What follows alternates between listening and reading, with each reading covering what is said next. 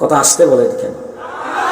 জি, বাংলাদেশ ব্যাংকের গভর্নর বলেছেন ৩৬ বছরের চাকরি জীবনে এত সংকট তিনি কখনো দেখেন নাই। আপনারা মনে হয় রাগ করতেছেন? রাগ করলে কইরে না, কিন্তু দাওয়াত দিবেন না। ৩৬ বছরের ভিতরে এত সংকট দেখেন নাই। এই যে সংকট সৃষ্টি হয়েছে, ডলারের সংকট, রিজার্ভের সংকট, বেগমপাড়ায় বাড়ি হয়েছে, সুইস ব্যাংকে অ্যাকাউন্ট হয়েছে, বাংলাদেশ তলাবিহীন জড়িতে পরিণত হয়েছে, একজন আলেম তার সাথে জড়িত নয়। আল্লাহু আকবার, তাকবীর, আল্লাহু আকবার। আল কোরআনের আলো গয়ে গয়ে জ্বলে, আল্লাহ হাদিসের আলো গয়ে গয়ে জ্বলে, তাকবীর, আল্লাহু আকবার। আমি আজকে পরিষ্কার ভাষায় বলতে চাই, একজন আলেম বাংলাদেশের টাকা পাচার করে বেগমপাড়ায় বাড়ি করেছে, সুইস ব্যাংকে অ্যাকাউন্ট করেছে, কেউ দেখাইতে পারলে মাইকের সামনে আর দাঁড়াবো না। বেগমপাড়ায় বাড়ি করলে তোমরা করেছো, সুইস ব্যাংকে অ্যাকাউন্ট করলে তোমরা করেছো। তোমাদের কারণে ডলারের সংকট হয়েছে, তোমাদের কারণে রিজার্ভের সংকট হয়েছে, তোমাদের কারণে আজকে আলুর কেজি ৮০ টাকা। আমরা করি নাই, আমরা করি নাই, তোমরা করেছো। আজকে দেশের সংকট সৃষ্টি হয়েছে তোমাদের কারণে। আমরা দেশে চোর ডাকাত বানাই না, আমরা হাইজাকার বানাই না, আমরা সুদখোর মদখোর বানাই না। আজকে তোমাদের মুখে কত সুন্দর বলি শিক্ষা জাতির মেরুদণ্ড, টকশোর ভিতরে বসে কত সুন্দরভাবে বলো শিক্ষা জাতির প্রাণ। আমাদের দেশের মাননীয় প্রধানমন্ত্রী বলেছেন শিক্ষাই সবচাইতে বড় সংকট, শিক্ষাই সবচাইতে বড় সম্পদ। পরিষ্কার ভাষায় বলতে চাই, কোন শিক্ষা জাতির সবচাইতে বড় সম্পদ, কোন শিক্ষা জাতির মেরুদণ্ড, কোন শিক্ষা জাতির প্রাণ? যেই শিক্ষায় শিক্ষিত হয়ে অফিস আদালতে বসে কলমের খোসায় মিনিটে লক্ষ লক্ষ টাকা চুরি করে, এই শিক্ষা জাতির প্রাণ হতে পারে না। যেই শিক্ষায় শিক্ষিত হয়ে দেশের টাকা পয়সা লুণ্ঠন করে বেগমপাড়ায় বাড়ি করে, এই শিক্ষা জাতির মেরুদণ্ড হতে পারে না। যেই শিক্ষায় শিক্ষিত হয়ে দেশের সম্পদকে নিজের সম্পদ মনে করে সুইস ব্যাংকে অ্যাকাউন্ট করে রাখে, এই শিক্ষা জাতির মেরুদণ্ড হতে পারে না। যেই শিক্ষায় শিক্ষিত হয়ে উন্নয়নের নামে রোডের বদৌলতে বাস দেয়, এই শিক্ষা জাতির মেরুদণ্ড হতে পারে না।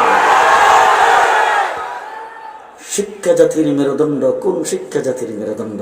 যেই শিক্ষার প্রধান শিক্ষাগারে আবরারের মতো সন্তানকে পিটায় হত্যা করে, এই শিক্ষা জাতির মেরুদণ্ড হতে পারে না।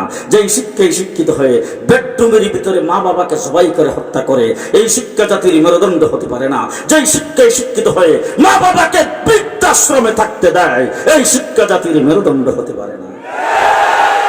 বাংলাদেশে একজন আলেম দেখাও মা বাবাকে বৃদ্ধাশ্রমে পাঠাইছে, একজন মসজিদের ইমাম দেখাও মা বাবাকে বৃদ্ধাশ্রমে পাঠাইছে, একটা মৌলবী দেখাও বাংলাদেশের ৫টি টাকা আত্মসাৎ করেছে। আমরা যা করি আওয়াজ করে করি, গোপনে কোনো কাজ আমাদের নেই, টেবিলের নিচ দিয়ে কোনো কাজ আমরা করি না। গ্রামের ছোট্ট একটা মুরগি যখন ডিম পারে, তখন দেখবেন তার কক্করণের ছুটে গোটা মহল্লাবাসীর খবর হয়। গ্রামের ছোট একটা মুরগি ডিম পেড়ে যখন কক্কর কক্কর করে সারা মহল্লাকে জানায়। আমরাও ৫ টাকা কেউ চান্দা দিলে নারে তাকবীরের স্লোগান দিয়া জানায়।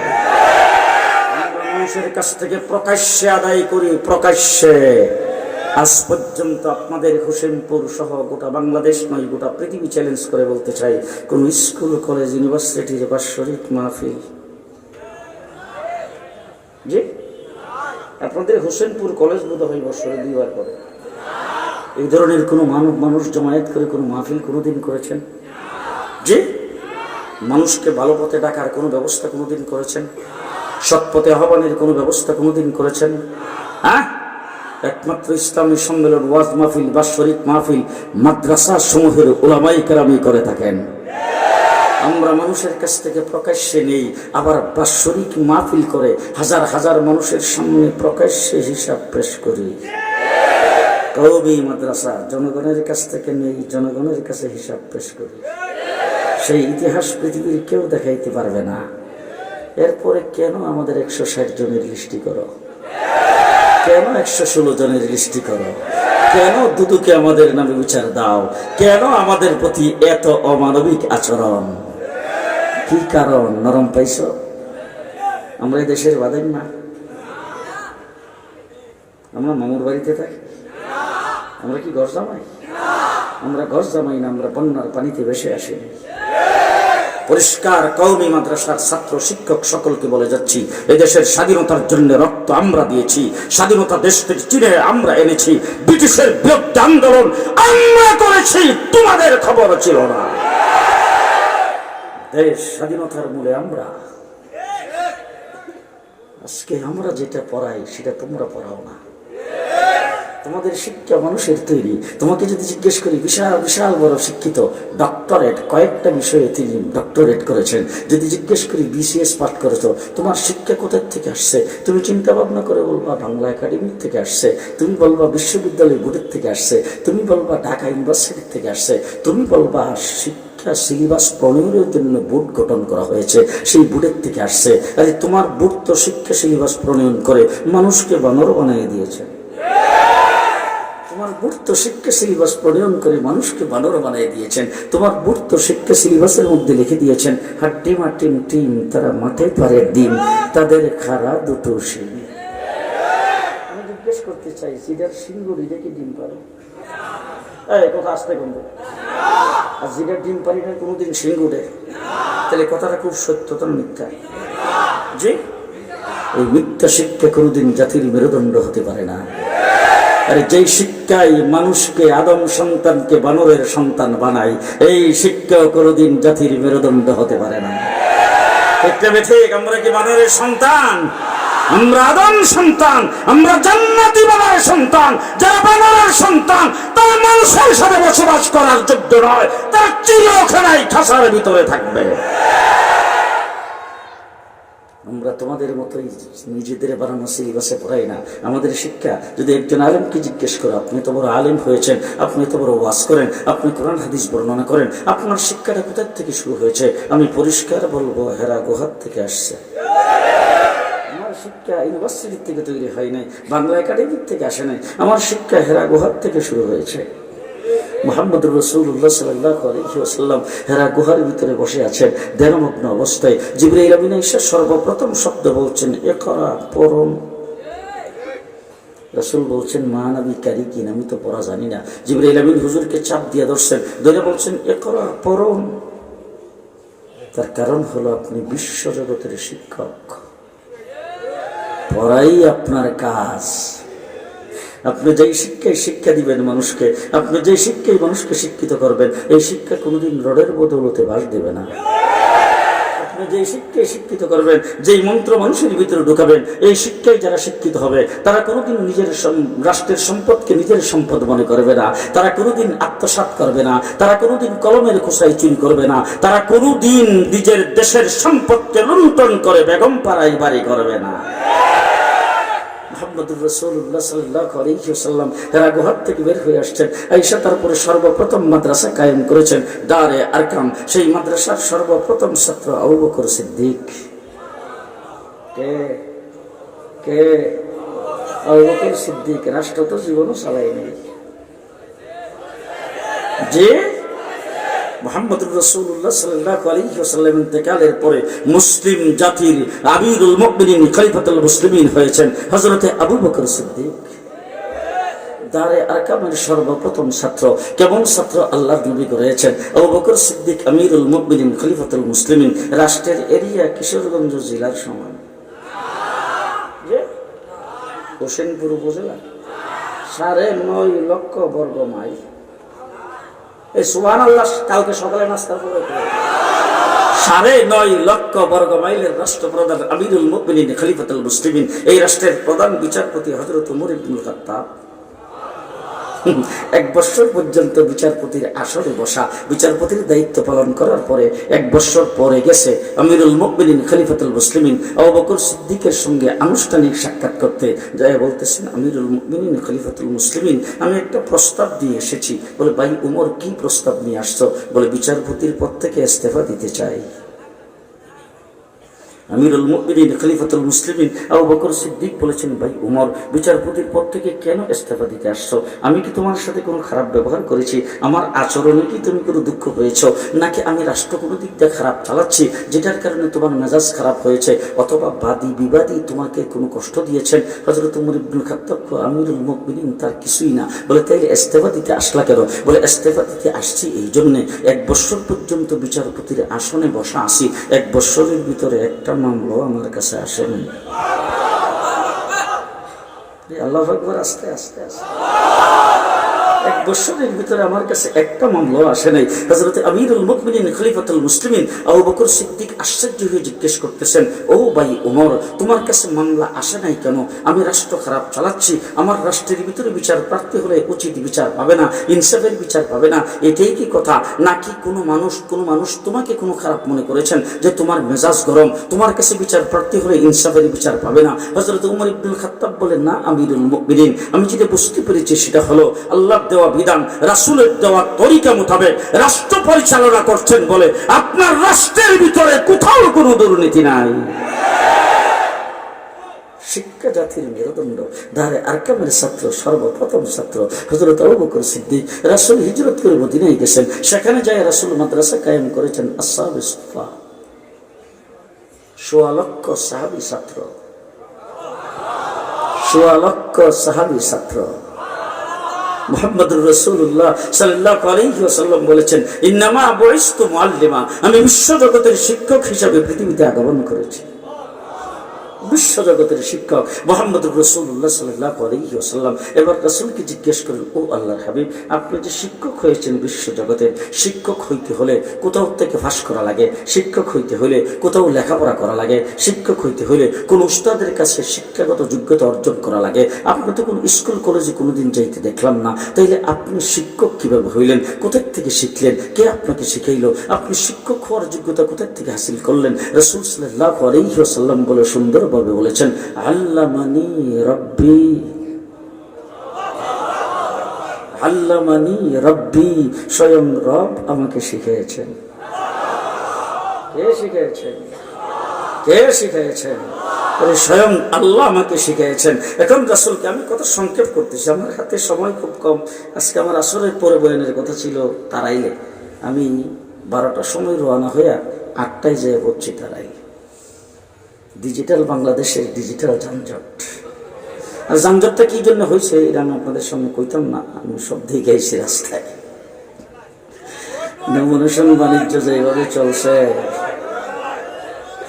নবনুষণ বাণিজ্যের কারণে যানজট সৃষ্টি হয়েছে। যাই হোক, সেই যানজটের কারণে আমি সেখানে পৌঁছতে দেরি হয়েছে, যার ফলে আপনাদের এখানে আসতেও দেরি হয়েছে।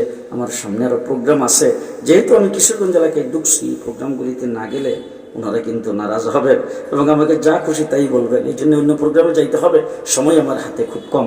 রাসূলকে একটু জিজ্ঞেস করেন, ও আল্লাহর হাবিব, আপনি তো বিশ্ব জগতের শিক্ষক, তা আমাদের এখানে প্রাইমারির কোনো ব্যক্তি শিক্ষক হলে আমরা প্রাইমারি সাবজেক্টে তার ইন্টারভিউ নেই, আমাদের এখানে কেজির কেউ শিক্ষক হলে কেজির সাবজেক্টে ইন্টারভিউ নেই, আমাদের এখানে ইংলিশ স্যার, অঙ্ক স্যার, বাংলা স্যার, এরকমভাবে কেউ শিক্ষাগত যোগ্যতা হাসিল করে, এক একজন এক এক রকম আসে। তা আপনি যে বিশ্ব জগতের শিক্ষক, আপনাকে কতটুকু যোগ্যতা হাসিল করেছেন?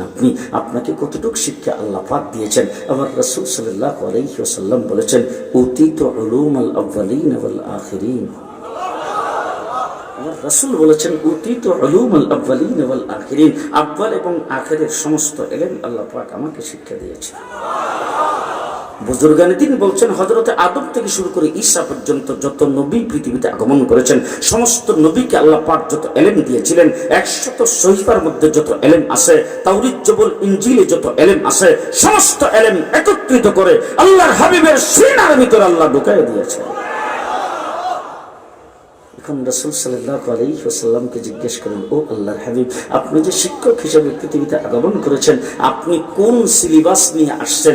মানুষকে কোন সিলেবাসে আপনি তালিম দিবেন? আপনি সিলেবাস কোনটা প্রণয়ন করেছেন? আপনার শিক্ষা সিলেবাস কি? আমার রাসূল সাল্লাল্লাহু আলাইহি ওয়াসাল্লাম বলেন, শিক্ষা সিলেবাস জমিনে তৈরি হয় না, শিক্ষা সিলেবাস আসমানে তৈরি হয়। শিক্ষা সিলেবাস জমিনে তৈরি হয় না, শিক্ষা সিলেবাস আসমানে তৈরি হয়। আর জমিনে যদি শিক্ষা সিলেবাস তৈরি হয় তাহলে সেখানে হাড্ডিমা টিম লাগাই দেওয়া হয়। জমিনে যদি শিক্ষা সিলেবাস তৈরি হয় সেখানে মানুষ থেকে মানুষ তৈরি লিখে দেওয়া হয়। যেখানে জমিনে যদি শিক্ষা সিলেবাস তৈরি হয় তাহলে আমাদের দেশে নবীর জীবনী ছিল, উমর আবু বকর সিদ্দিকের জীবনী ছিল, উমর ইবনুল খাত্তাবের জীবনী ছিল, সাহাবায়ে কেরামের জীবনী ছিল। এই সব কিছু সংকোচন করে আমাদের দেশ থেকে ইসলামী শিক্ষাকে উৎখাত করার জন্য বর্তমান স্কুলে মৌলবী কোনো মাস্টারই রাখা হয় নাই।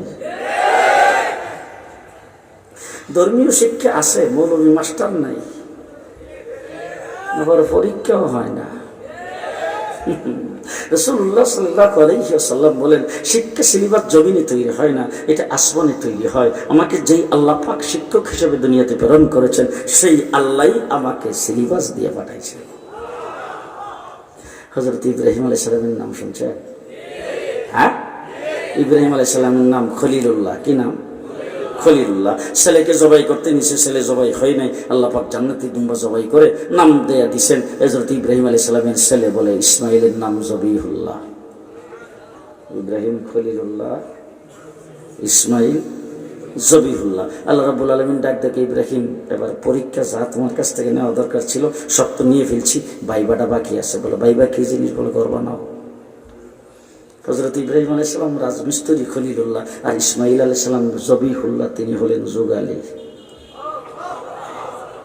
দুইজনে মিলে ঘর বানাইছে। ঘরটা বানায় ঘরের চৌখারের মধ্যে ধরে ইব্রাহিম আলাইহিস সালাম আল্লাহর দরবারে ফরিয়াদ শুরু করেছেন, রব্বানা তাকাব্বাল মিন্না ইন্নাকা আনতাস সামিউল আলিম। ঘরটা তো বানাইলাম, ঘরটাকে তুমি কবুলের মঞ্জুর করো। আল্লাহ রাব্বুল আলামিন ডাক দিয়ে বলেন, ইব্রাহিম খালি কবুল করো তো শেষ করলাম না, তোমার নাম খলিলুল্লাহ, ছেলের নাম জবিহুল্লাহ, দুইজনে মিলে ঘর বানাইছো, ঘরের নাম বাইতুল্লাহ। ঘরের কি নাম? বাইতুল্লাহ। এবার আল্লাহ রাব্বুল আলামিন ইব্রাহিম আলাইহিস সালামকে বলেন, ইব্রাহিম দুনিয়াতে যদি কোনো মানুষ পরীক্ষায় ফাঁস করে তাহলে পুরস্কার দেওয়ার সিস্টেম থাকবে। আসেনি পুরস্কার দেওয়ার সিস্টেম? যে পুরস্কার কিন্তু দুই প্রকার হয়। এক প্রকার পুরস্কার হইল মাদ্রাসা কর্তৃপক্ষ, মুহতামিম সাহেব, প্রিন্সিপাল সাহেব, তিনি মাদ্রাসা পরিচালক, তিনি কমিটির লোকজন শিক্ষকদের সাথে পরামর্শ করে বাজার থেকে কিনে আইনা সুন্দর করে প্যাকেট করে স্টেজের মধ্যে ডাইকা ছেলেটারে দিয়া দেয়। এটা হইল মাদ্রাসা কর্তৃপক্ষের ইচ্ছাধীন পুরস্কার। আরেকটা পুরস্কার হইল ছেলেটা যখন A+ পাইছে, 1 নম্বরে পাস করছে, ছেলের বাবা ছেলের জায়গায় ধরে ধরে, বাবা আমি তোর একটা পুরস্কার দিমু, চা তো আমার কাছে কি চাইবে, যা সস্তাই দিমু। এরকম সিস্টেম আছে না নাই? আমার আল্লাহ রাব্বুল আলামিন ইব্রাহিম আলাইহিস সালামকে বলেন, ইব্রাহিম দুটো পুরস্কার আমি তোমার জন্য রাখছি। 1 নম্বর পুরস্কার আমার ইচ্ছাধীন, ইন্নী জাইলুকা লিন-নাসি ইমামা, तमाम পৃথিবীর মানুষগুলোর জন্য তোমাকে ইমাম বানিয়ে দিলাম। 2 নম্বর মিল্লাত আবিকুম ইব্রাহিম, তোমাকে গোটা মুসলিম জাতির জন্য জাতির পিতা বানিয়ে দিলাম। আরেকটা পুরস্কার আমি আল্লাহ তোমারে দিমু, যা চাও তাই দিমু। চাও তুমি আমার কাছে কি চাইবা, যা চাও তাই দিব। আরে কিয়ামত পর্যন্ত মানুষ বাইতুল্লাহর গিলাফে ধরে, বাইতুল্লাহর চৌকাটে ধরে, বাইতুল্লাহ তোয়াফ করে চাইবো, আর আমি আল্লাহ দিতে থাকবো। আর এখন তুমি নতুন বানাইছো, তুমি যা চাইবা তাই দিব। হযরত ইব্রাহিম আলাইহিস সালাম বাইতুল্লাহর চৌকাটে ধরে দাঁড়াইছে, দাঁড়ায় আল্লাহরে ডাক দেখো, আল্লাহ তুমি কিন্তু কইছো যা চাই তাই দিবা, সুতরাং এমন একটা জিনিস তোমার কাছে সামুজিদার একটাই বানাইছো, দ্বিতীয় কোন নাম্বারই নাই, একটাই বানাইছ। বলবো নাকি? ভালো করে শুনি। রব্বানা ওয়াবাস ফীহিম রাসূলাম মিনহুম। আল্লাহ ঘর তো বানাইছে तमाम পৃথিবীর কিবলা ও কাবা, ঘরের নাম রাখছো বাইতুল্লাহ। বাইতুল্লাহর জন্য তো একজন মুতাওয়াল্লিদ দরকার, तमाम পৃথিবীর ইউনিভার্সিটি তার জন্য একজন প্রিন্সিপালের দরকার। প্রিন্সিপাল আর মুতাওয়াল্লি হিসাবে তোমার হাবিবকে চাই। কারে চাই? হাবিব কয়জন? একটাই বানাইছে, এটাই সামনে। মুফাসসিরিনগণ লেখছেন, ইব্রাহিম আলাইহিস সালামের সাহস তো কম না। আল্লাহ পাকের হাবিবকে চাই বলেন যে কম সাহসের কথা? ইব্রাহিম আলাইহিস সালাম বাইতুল্লাহর চৌকাটে ধরে একটা ভূমিকা দিয়েছেন। ভূমিকার মধ্যে বলছেন, আল্লাহ আমার যত প্রিয় জিনিস ছিল তুমি চাইছো, চাওয়া মাত্র কিন্তু দেরি করি নাই। আমার কাছে আমার মাল প্রিয়, তুমি চাইছো, মেহমানদারি করে বিতরণ করে দিয়েছি। আমার কাছে আমার জান প্রিয়, তুমি চাইছো, নমরুদের আগুনে জাপ দিয়ে বসছি। আমার কাছে আমার কলিজার টুকরা সন্তান প্রিয়, তুমি চাইছো। চাওয়া মাত্র শরীর নিঃশে সন্তানকে রেখে দিয়েছে জবাই করার জন্য। সুতরাং রব্বানা ওয়াবআস ফীহিম রাসূলা, আমার প্রিয় তোমার জন্য, তোমার প্রিয় আমার জন্য। আল্লাহ রাব্বুল আলামিন ডাক দিয়ে বলে, ইব্রাহিম দরখাস্ত মঞ্জুর। তোমার নাম খলিলুল্লাহ, ছেলের নাম জবিহুল্লাহ, ঘরের নাম বাইতুল্লাহ, প্রিন্সিপালের নাম হাবিবুল্লাহ। এরপরে শোনেন, রাসূল সাল্লাল্লাহু আলাইহি ওয়াসাল্লাম বলছেন, শিক্ষক হিসেবে আসছি, সিলেবাস স্বয়ং আল্লাহ দিয়েছেন। হযরত ইব্রাহিম আলাইহিস সালামকে আল্লাহ জিজ্ঞেস, ইব্রাহিম চাওয়া কি শেষ? বলে না না, মাত্র শুরু। আর কি বাকি রয়েছে? বলে আরে প্রিন্সিপাল পাইলাম, ইউনিভার্সিটি পাইলাম, এখন সিলেবাস বাকি।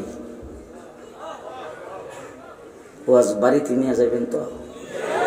জি, সবগুলি বাড়িতে না নিলে কথাটা বাড়িতে নিয়ে যান। তার কারণ হলো, আমাদের দেশের কিছু শিক্ষামন্ত্রী কিছুদিন আগে বলছে, কওমি মাদ্রাসার শিক্ষা ব্যবস্থাকে অনতি বিলম্বে সাধারণ শিক্ষার সাথে, সাধারণ শিক্ষা কারিকুলামের সাথে একীভূত করার কাজ চলছে। আমরা তাদেরকে আমাদের সিলেবাসে, মানে তাদের সিলেবাস আমূল পরিবর্তন করে জাগতিক শিক্ষার সাথে মিলিয়ে দেওয়ার সিদ্ধান্ত গ্রহণ করেছি। পরিষ্কার ভাষায় বলতে চাই, আমাদের শিক্ষা সিলেবাস কচু পাতার পানি নয়। আমাদের শিক্ষা সিলেবাস দুনিয়ার কোন মানুষের বানানো নয়। আমাদের শিক্ষা সিলেবাস স্বয়ং আল্লাহ দিয়েছেন। এটার মধ্যে হাত দেওয়ার অধিকার কোন সরকারের, কোন শিক্ষামন্ত্রীর নাই। খুব ভালো করে বুঝলেন, হযরত ইব্রাহিম আলাইহিস সালাতু ওয়াস সালাম বাইতুল্লাহর চৌকাঠে ধরে আল্লাহ পাকের দরবারে 4টা সিলেবাসের প্রস্তাব করেছেন। কয়টা? হ্যাঁ, আজকে খালি কোরআন শরীফ আপনাদের কিশোরগঞ্জের হোসেনপুরের কোরআনে আছে কিনা আপনারা কইন। আমি কিন্তু ঢাকারটা পড়তেছি, আমি আমার ঢাকার কোরআন থেকে শোনাবো। আপনাদের কোরআনে থাকলে আপনারা কইবেন। বলবো বলবো 4টা সিলেবাসের প্রস্তাব করেছেন হযরত ইব্রাহিম আলাইহিস সালাম। ইয়াতলু আলাইহিম আয়াতিক ওয়া ইউআল্লিমুহুমুল কিতাব ওয়াল হিকমাহ ওয়া ইউযাক্কিহিম। 4টার প্রস্তাব ইব্রাহিম আলাইহিস সালাম করে। ইন্নাকা আনতাল আজিজুল হাকীম। আল্লাহ হিকমতওয়ালা আপনি। আমি 4টা সিলেবাসের প্রস্তাব করলাম, এর মধ্যে আপনার হিকমতে যদি এটার মধ্যে কোনো তারবিম ইজাফা, কোনো রদবদল, পরিবর্তন করার প্রয়োজন মনে করেন, আপনি পরিবর্তন করে মঞ্জুরি দিয়েন। আল্লাহ রাব্বুল আলামিন বলেন, ইব্রাহিম একটারও পরিবর্তন করলাম না, 4টার 4টাই মঞ্জুর। এবার আল্লাহ পাকের মঞ্জুরিটা শুনুন। এতক্ষণ শুনি ইব্রাহিম আলাইহিস সালামের প্রস্তাব। হুয়াল্লাযী বা'সা ফিল উম্মিয়িনা রাসূলাম মিনহুম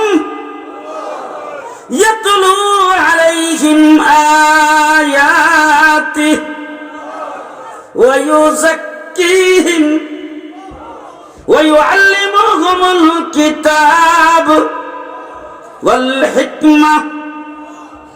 আছে আমাদের কিশোরগঞ্জের কোরআনে আছে তো? কয়টা? ইব্রাহিম প্রস্তাব করছিল কয়টা? আল্লাহ রাব্বুল আলামিন বলেন, ইব্রাহিম কোনো পরিবর্তন করলাম না, তবে সিরিয়ালটা একটু পাল্টাই দিলাম। কি পাল্টাইলাম? সিরিয়াল পাল্টাইলাম। তার কারণ হলো, ওই ইউযাক্কিহিম, আত্মশুদ্ধি, বর্তন পরিষ্কার, পাক ও পবিত্র।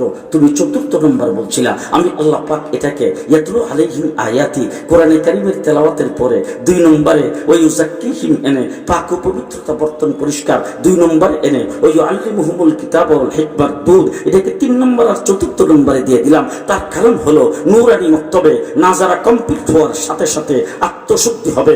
উজুর মশলা, তায়াম্মুমের মশলা, গোসলের মশলা, পাক ও নাপাকের মশলা, দস্তরখানের মশলা, হাতে পায়ের নখ কাটার মশলা, মাথার চুল কাটার মশলা, মাথার থেকে পায়ের পাতা পর্যন্ত সমস্ত সুন্নতের মশলা, 2 রাকাত নামাজের 60টা সুন্নত, 2 রাকাত নামাজের 60টা মশলা, যাবতীয় মশলা মাসাইল শিখে, মস্তুন দোয়াগুলি শিখে, আল্লাহ পাকের 99টা নাম মুখস্থ করে, 40টা হাদিস মুখস্থ করে, আত্মশুদ্ধি নূর করে যাইয়া যখন জামিয়াতে ভর্তি হবে, এলেম আর হিকমতের দুধ, পাক ও পবিত্র বোতল যখন গ্রহণ করবে, সেই বোতলের দ্বারা আল্লামা আহমদ শফী তৈরি হবে, নবনগরী তৈরি হবে, নূর হোসেন কাসিমি তৈরি হবে, মুফতি ফজলুল হক আমিনী তৈরি হবে, শাইখুল হাদিস আল্লামা আজিজুল হক তৈরি হবে, মৌলানা মাদানী তৈরি হবে, মৌলানা তানভী তৈরি হবে, শাইখুল হিন্দ তৈরি হবে। আর আত্মশুদ্ধি যদি না থাকে, নাজারা যদি ভালোভাবে কমপ্লিট না হয়, নাজারা যদি না পড়ে, মক্তব যদি শিক্ষা না করে, আত্মশুদ্ধি যদি সেখান থেকে কইরা না আসে, তাইলে কামেল মুকাম্মাল হইয়া, সুপারিনটেন্ডেন্ট হইয়া, বড় মসজিদের ইমাম হইয়া, ঈদগার নামাজে নামাজ পড়াইতে যাইয়া ঈদের নামাজে খারা জানাজার নামাজ পড়াইয়া ফেলবে। শুধু তাই না, আত্মশুদ্ধি যদি না থাকে, তাইলে বড় বড় ডক্টরেট ডিগ্রি লাভ কইরা, বড় মৌলবীর খাতায় নাম ওঠাইয়া, সরকারি পদ পদবি পাইয়া এমন চাটকার হবে, যারে তারে জান্নাতি বলে ঘোষণা দিয়ে দেবে। আমার ভাইরা, এই জন্য আত্মশুদ্ধির দরকার। আল্লাহ পাক বলেন, ইব্রাহিম তোমার চারটার চাইরোটাই কবুল করলাম, চারটার চাইরোটাই মঞ্জুর করলাম। সিরিয়ালটা পাল্টায়া আমি যেই সিরিয়াল ঘোষণা করেছি, আল্লাহ প্রদত্ত সিরিয়াল যেটা ঘোষণা করেছেন, আমাদের কওমি মাদ্রাসায় ঠিক সেই সিরিয়ালে পড়ানো হয়। হযরত আবু বকর সিদ্দিক এই 4 সাবজেক্টে লেখাপড়া করেছেন, উমর ইবনুল খাত্তাব এই 4 সাবজেক্টে লেখাপড়া করেছেন, 16 লক্ষ সাহাবী এই 4 সাবজেক্টে লেখাপড়া করে আল্লাহ পাকের পক্ষ থেকে জান্নাতি এবং রেজামন্দির ঘোষণা পেয়েছেন। আমার ভাইরা, সাহাবায়ে কেরামের পরে ইমামে আজম আবু হানিফা রাহমাতুল্লাহি আলাইহি, ইমাম শাফি, ইমাম আহমদ ইবনে হাম্বল, ইমাম মালিক এই 4 সাবজেক্টে লেখাপড়া করেছেন। সিয়াসিত্তার হাদিস যারা লেখছে 4 সাবজেক্টে লেখাপড়া করেছেন। আস্তে আস্তে ইমাম মুজাদ্দিদ আল ফিসানি 4 সাবজেক্টে লেখাপড়া করেছেন। খাজা মঈনুদ্দিন চিশতি 4 সাবজেক্টে লেখাপড়া করেছেন। আব্দুল কাদের জিলানী 4 সাবজেক্টে লেখাপড়া করেছেন। আজকে কাসেম নানতুবি রাহমাতুল্লাহি আলাইহি এই 4 সাবজেক্টকে সামনে রেখে দেওবন্দের আনার গাছের নিচে মাদ্রাসা প্রতিষ্ঠা করেছেন। প্রথম ছাত্র হযরত মাহমুদুল হাসান দেওবন্দি, যিনি ইংরেজের বিরুদ্ধে আন্দোলন করে ইংরেজকে দেশ থেকে দূরে সরাইয়েছেন। আমার ভাইরা, তারপরে দেওবন্দ থেকে শাখা প্রশাখা সরাইয়ে পড়েছেন। গোটা পৃথিবীতে আজকে দেওবন্দি উলামায়ে কেরাম নবীর সুন্নতকে জিন্দা করেছেন, নবীর দ্বীনকে ধরে রেখেছেন। আমার বাংলাদেশের 52 বৎসরের জীবনীতে, বাংলাদেশের 52 বৎসরের স্বাধীনতার জিন্দেগিতে ইসলামের বিরুদ্ধে যত দিক থেকে আক্রমণ আসছে, সমস্ত আক্রমণের মোকাবেলা আমরাই করেছি। আসছে তসলিমা নাসরিন কোরআন পরিবর্তনের কথা বলছেন, বাইতুল মুকাররমের খতিব উবাইদুল হকের নেতৃত্বে মোকাবেলা আমরা করেছি। শিখা চিরন্তন চালিয়েছে শাইখুল হাদিসের নেতৃত্বে মোকাবেলা আমরা করেছি। হাইকোর্ট থেকে 2 জন বিচারপতি ফতোয়ার বিরুদ্ধে রায় দিয়েছে, মুফতি ফজলুল হক আমিনের নেতৃত্বে মোকাবেলা আমরা করেছি। শাহবাগের নাস্তিকার মুর্তাদেরা যখন আল্লাহ রাসূলের বিরুদ্ধে কটূক্তি করেছেন, আল্লামা আহমদ শফীর নেতৃত্বে শাপলা চত্বরকে রক্তে রঞ্জিত করে মোকাবেলা আমরাই করেছি।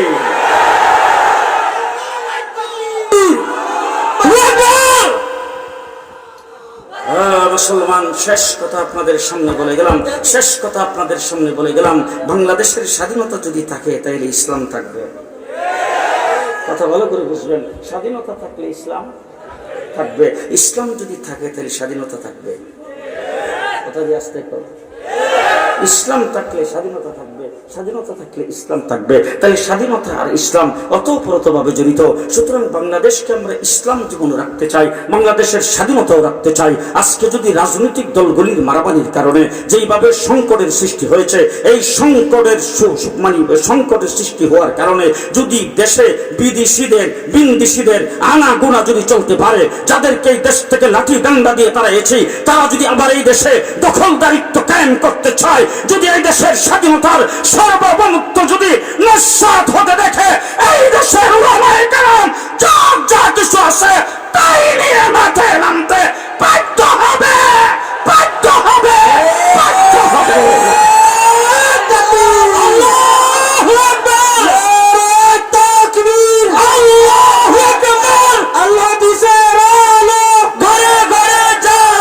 নাসরুম মিনাল্লাহ, ফাতহুন করিব, ওয়াবাশশিরিল মুমিনিন। আসসালামু আলাইকুম ওয়া রাহমাতুল্লাহি ওয়া বারাকাতুহু। সম্মানিত উপস্থিতি, আপনারা